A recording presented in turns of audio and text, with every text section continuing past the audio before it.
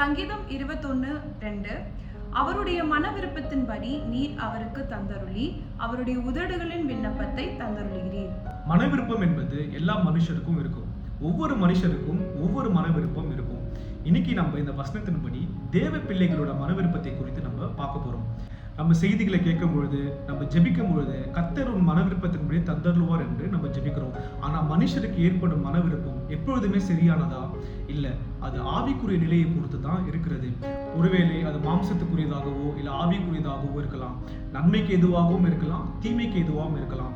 ஆகவே எந்த ஒரு மன விருப்பம் ஏற்பட்டாலும் நாம் நிதானமாய் தேவ வார்த்தையின்படி நாம யோசிச்சு பார்க்கணும். எந்த மன விருப்பமாக இருந்தாலும் அது முதல்ல தேவனுடைய கரத்தில் ஒப்பு கொடுத்து நம்ம ஜெபிக்கணும். கர்த்தாவே, நான் செய்யற இந்த காரியத்துல உங்களுக்கு இது விருப்பமாக இருக்குமா, உங்களுக்கு இது ஏற்றதாக இருக்குமா, நான் இதை செய்வதன் மூலியமாக உங்களுக்கு இது மகிமையாக இருக்குமா, இதெல்லாம் நம்ம முதல்ல தேவனிடத்துல ஒப்பு கொடுத்து ஜெபிக்கணும். இதுதான் ஃபர்ஸ்ட் ஸ்டெப்.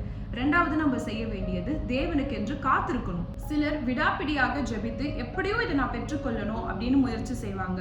இது சரியான பார்த்தோம்னா இல்லை.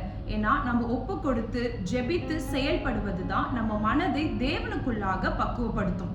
மேலும் தேவன் ஆம் என்று சொன்னாலும் இல்லை என்று சொன்னாலும் அதை ஏற்றுக்கொள்கிற மனதுள்ளவர்களாக நம்ம இருக்கணும்.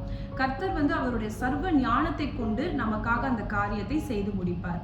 நம்முடைய மன விருப்பம் தேவனுடைய வசனத்தின்படி சரியா இருக்கா அப்படின்னு நம்ம எப்படி தெரிந்து கொள்ள முடியும்னா, வேத வசனத்தோடு ஒப்பிட்டு பார்க்கும்போது நம்ம தெரிந்து கொள்ள முடியும். இதுதான் சரியான வழி. அது மட்டும் இல்லாம அந்த வசனத்தை நம்ம கை கொண்டு காத்திருக்கிறது மூலியமாய் தேவனுடைய சித்தத்தை நம்ம அறிந்து நடக்க முடியும். See you in the next video. Keep praying. Stay blessed. Thank you.